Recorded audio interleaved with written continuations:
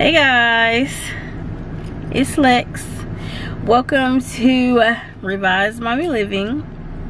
I am so happy to have you guys with me if you are, or if you've been with me for a long time, or if you're new here.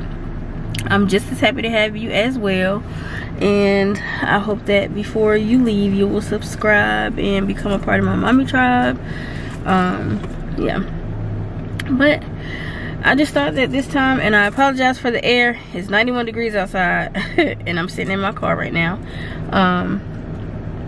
and you know, I'm hot natured, so I got to have the air on, so I apologize if it's a lot in the camera. Hopefully it's not, because I did turn it down a little bit. Yeah, I have it on 3, so hopefully it's not too overpowering for you guys. But I just thought that I would take this time to do a informal, yeah, I'll never do a formal video, but just thought that I'd do a little sit down with you guys, because I came back on my channel full force, and I was just doing well, I have been just doing hauls and unboxings. God dog, I couldn't get the word out. Yeah, I've been doing a lot of them, and you know, I came back with a video, but not really a video. I think I was just rambling just to say I put a video out, and I don't like that. So yeah, I thought this time would be perfect time to come back and do a sit down video with you guys. Our oldest, well, my oldest Lovebug is in an appointment, and she's gonna be in this appointment for an hour. We normally do it every week. She goes on Monday, and our littlest baby, I call her baby Dino because she likes dinosaurs, she goes on Friday, and I believe our boy will be going, either he'll be coming the same days on Monday or he'll be starting on Friday. I'm not sure, but he hasn't started yet. But yeah, these two are yeah, these two, the baby Dino and our oldest one, are, you know, on the books every week. So, but hold on right quick, I have to take care of a little situation. Hold on. Yeah, wifey was texting me, so I had to check in with her to make sure everything's okay. But yeah, by the title of this video, you guys will know that I'm a foster mom. My wife and I are foster parents. If you are new here, I am married. My wife and I have been together, it'll be 9 years next month. Been together and been married, it'll be 9 years next month. She has 2 biological children. She has a senior in high school that's graduating in about 2 weeks, and then she has a senior in college that's graduating this coming Sunday. And now we have our foster babies, 6, 5, and 3, 2 girls and a boy. So yeah, we started this journey, and I'm gonna talk in you know, most of this will be how I was feeling and all of this stuff, but I am married, so I'm gonna talk as if I'm gonna talk like that. But I hope that makes sense. If it doesn't, I'll clarify it some kind of way. But yeah, my wife and I became licensed the first part of October.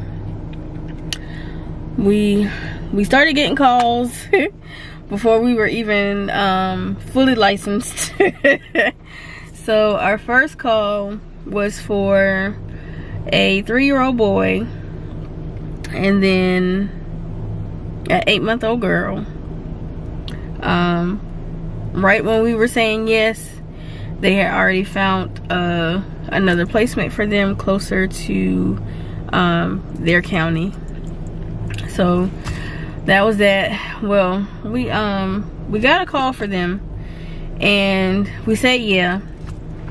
Of course we said yes, and we didn't hear anything back anymore that day, and half of the next day we didn't hear anything. So we decided to call to get an update on what was going on, and they told us that, you know, they were placed somewhere else. Like I said, they were placed closer to their county. So okay, a few days go by, and then, ooh, this sun is burning up this arm over here. A few days go by, and then we get a call for twin boys, ages 5. So we said yes. And same situation. We didn't hear anything else that day or the next day, so we called to get an update. Realized that they were also placed somewhere else closer to their county. So about a week went by, about a week and a half went by, and then we got a call for when we became licensed. We originally said that we only wanted to do boys, and our ages was 0 to 6. So we got this call, and they said that they had a 4-year-old boy and a 6-year-old girl, and the girl was basically a support to the boy. I was a little hesitant because what they did tell us about them was that the kids were not potty trained, but that's not why I was hesitant at first. Our oldest baby, Love, is a cancer survivor, so that part did scare me. And when they said that she wasn't potty trained, we just associated her not being potty trained because of, you know, the whole cancer and chemotherapy and all of that thing, all of those things. So my wife immediately wanted to say yes, but I really, you know, I needed some time for myself to think about that, only because of, you know, she is a cancer survivor, but you know, I did have forms of cancer that run in my family, and I was a little scared, obviously. So, you know, this is someone else's child, but even though she's a survivor, this is someone else's child. So I was scared at first, anxious, all of those emotions, but we did say yes. So we waited, and the same situation was going on again, where we weren't getting any updates on anything. So, you know, we was trying to figure out everything that was going on. But they did tell us that the kids had to spend 2 nights in the hospital before they came to us. So they spent 2 nights in the hospital before they got to us. And I told you guys that we only wanted boys, so we only had clothes for boys, so we had to go shopping for our girl. And we had to call and get sizes for her, just to make sure that, you know, she would have some stuff, and once she got with us, we will eventually go shopping or whatever once she got with us. So yeah, so they came on a Wednesday. Yeah, they got to us on a Wednesday. Now that first day, they don't really tell you anything about the children other than their age, their race, and in this instance they told us that the kids weren't potty trained, and they did tell us that the girl was a cancer survivor. But other than that, they didn't say anything else about them. So I kind of knew that something was, I'm not gonna say wrong, but something was up, because when they got to us, the worker called and asked if we wanted to come downstairs to get them, or if we wanted them to bring them upstairs. Now, the only way they would do that is if the worker is just a transporter, like she doesn't know anything about the case. She or he, their job is just to transport the kids.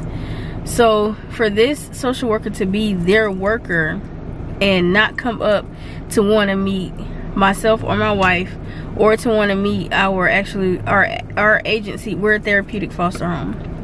So for them not to want to come up to meet myself or my wife, or to come up and meet our agency worker, we knew something was wrong.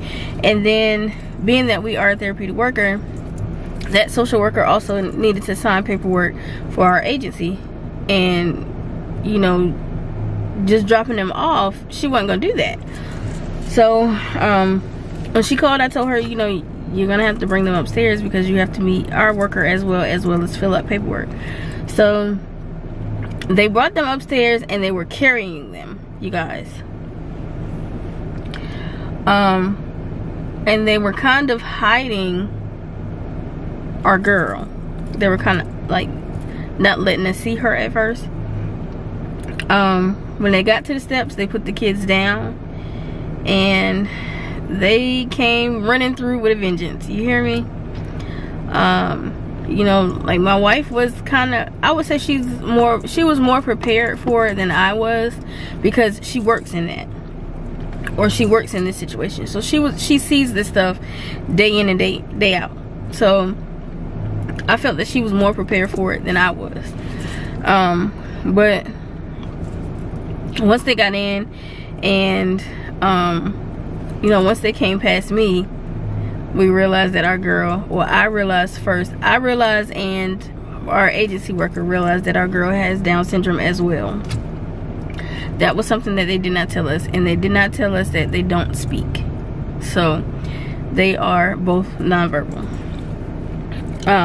So that was the first day that they got there, and I was really overwhelmed because we had all of this paperwork to fill out with our worker from our agency, and it was just document after document after document after document, and it's like you don't really have time to read over everything.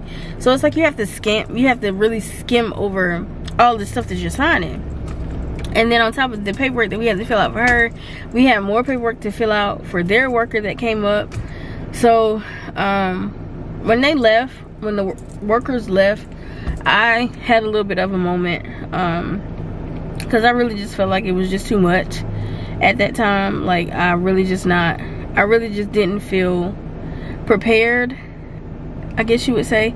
But I guess you can never be prepared for that situation. But like, for all this paperwork just to be thrown at you, like nobody's explaining anything, they're just throwing paperwork at you. So you got paperwork being thrown at you, you got kids all over the place, you know. So I just didn't know what to do at the moment. But once they ate and got settled, you know, it was kind of a easy night once they got settled. I just think that they were both so tired that once they got into bed, that was just over. Both of them wanted one or the other to hold their hand for a little while. So we sat in the room and read books, and we were holding hands, and they started to fall asleep. So once they fell asleep, I was like, okay, I can do this. It became a little easier as each day passed. So we had them for about a week, and they have a sibling. Their sibling was 2 at the time, and she was placed with another foster family that only wanted girls, and she already had a little girl of her own, so their age was compatible to be together. So they took the baby with her and brought the oldest girl to us. So we were talking with that foster parent, you know, trying to trying to get together play dates so that they would still see their sibling. And she was just expressing to us, you know, how she was struggling really. And we're all first-time foster parents, so we were just, you know, she was expressing to us her struggles, vice versa. We were all basically going through the same thing. And you know, when we got off the phone with her, we was like, okay, she got it, you know. And we kept telling her, you know, we were here if she needed anything, of course. But immediately after we got off the phone with the foster parent, our agency called and basically asked us if we could take in the sibling. So we said yes to keep them all together. They bought the toddler bed and everything to match the room. So yeah, so like I said, we had the oldest two for a week, and then a week later, exactly a week later, the baby came with us. So we've had all three since, well, we've had the oldest two since the end of October, and we've had the baby since the beginning of November. It has been a ride. I'm not even gonna lie to you guys. It has been a ride because these kids need a lot of services. So like, getting the information that you need to get them the services is a headache in itself. But it is getting done. It is 7 months, going on 8 months now. And I always, like, prior to this, I would follow a lot of, you know, foster families or, you know, whatnot, try to get a feel for their journeys. And, you know, everybody's journey is not the same, but just trying to get a feel for, you know, everybody's journey. And I could not figure out, like, how time could just go by so fast. Like, you go from just getting this kid to you've had him a year, 2 years, 3 years, you know. And you know, some foster parents don't want to adopt. They're just going to do just the foster as long as they can, you know. But we have now hit, like I said, the 7th month mark. Almost 8 months, it'll be a year before we know it, and we're already, you know, we're already planning for next school year. We've already started their school shopping and all of this stuff. And sometimes I just sit back and just like, and I'm just like, it's really about to be a year that we've had these children. Now I see, like, how you go from just getting a kid to time just flying. Like, time stands still for nobody, and I really see that now. But yeah, they have they've come a long way. We still got a long way to go, but they've come a long way. And I've come a long way in my parenting style, I guess you would call it. My wife and I we really just picked up doing, I guess, what we really would like to do. Like, she likes to dress in and buying the clothes. Like, to say we didn't want a girl, the girls have taken over the closet. To say we did not want girls. But she likes all the frilly and all of that stuff. So I like the lunches, the bacon,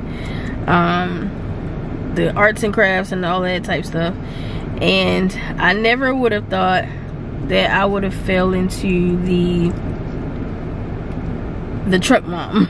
Well, not truck mom, but transportation parent. I never thought that I would do that. Like, I did it with our oldest kids, as far as you know, taking them to school and picking them up. Well, I won't say both of them. I would take the oldest to school, and then once I took him to school, I would go to work, because that was going to my job. And she would do the youngest one. And then once he went off to college, she took over taking the youngest child back and forth to school, back and forth to sports and all of that stuff. So I never would have thought that I would be back in and fully taking over doing all of the transportation. So yeah, it's been a ride. I wouldn't trade it for anything. I'm enjoying this journey. Yeah, when they say fostering is not for the weak, it's really not. We've had a lot of sleepless nights. We've had a lot of tears. It's been rough, but like I said, you learn something new about the kids every day. They learn something new about you every day. It was something that I wanted to say, but I forgot where I was going with that. The first night when the kids woke up the next day, you know, it really didn't hit me that we had kids in the house, because we had gone so long without having any kids in our room. So when they got up, I woke my wife up and I was like, babe, they up. They're awake. What do I do? What do we do? They're awake. She thought that was just the funniest thing, because I just did not know what to do. But we have a reading corner in their room, so they each had books and they were reading the books. So, and we had like toys on top of, before the baby came, where her bed is, we had a little toy shelf, what do you call it, it wasn't a shelf, toy chest, where the toddler bed is now. So we had some little toys in there, not a lot, but it was like a farmhouse something, VTech remote controller, and something else. It was only like 3 things in there, and it was two parts to it. So the boy figured out how to take the animals out of the farm and put them back in their respective places. So I was, my wife just thought that was just the funniest thing, because I was like, they're awake, what do we do? Duh, do what you would do with any child. You gotta feed them, you gotta change their diapers and all of this stuff. So, but yeah, like, I just wanted to get on and give you guys this video, because like I said, you guys don't know the person behind Revized Mommy Living, for one. I really just came back and just started throwing out hauls to you guys, throwing out unboxings. So yeah, but if you've been here, the previous channel's name was Sequoia's Journey. I was doing a lot of planning, and my wife calls it stickering. So I was doing a lot of that. I was doing a lot of budgeting too, but I didn't film any of the budgeting part. I don't know why, but I just didn't film any of the budgeting part, but like my planner unboxing and all of that stuff. So that was the channel name prior to that, but it's now Revized Mommy Living, because I am kind of a revised mother. So yeah, I hope you guys will stick around for the journey. If there's anything that you want to see on this channel that you haven't seen yet, comment down below, or you can send me a DM on Instagram, Facebook, however you're gonna find me. All of my social media handles are in the description box. And I just appreciate you guys being here, you know, with me, being a part of my mommy tribe. I love you guys so much, and I'll see you guys. I was making sure I want my girl ready. But yeah, I love you guys so much, and I'll see you guys in my next video. Bye, y'all.